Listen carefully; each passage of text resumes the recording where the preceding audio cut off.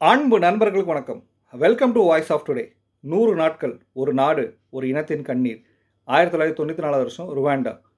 ஒரு சாதாரண காலை, ஆனால் அந்த நாளில் ஒரு இருண்ட வரலாறு ஆரம்பித்தது. ருவாண்டா இனப்படுகொலை. வெறும் 100 நாளில் சுமார் 8 லட்சம் மக்கள் உயிரிழந்திருக்காங்க. அவர்களோட தவறு என்ன? அவர்கள் தூட்சி இனத்தை சேர்ந்தவர்கள் அப்படின்றது தான். Neighbours against neighbours, friends against friends. இன்றைக்கி ஏப்ரல் 7ஆம் தேதி இந்த நாளை யுனைடெட் நேஷன்ஸ் நினைவூட்டலுக்காக அறிவித்தாங்க.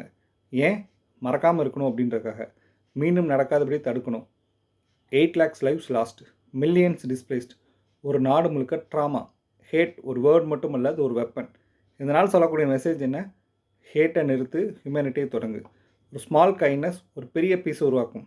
ஹிஸ்ட்ரி நம்ம கற்றுக் கொடுக்குறது சைலன்ஸ் டேஞ்சரஸ், அவேர்னஸ் பவர்ஃபுல். மறந்து விட்டால் மீண்டும் நடக்கும், நினைத்தால் மாற்றம் வரும். நன்றி.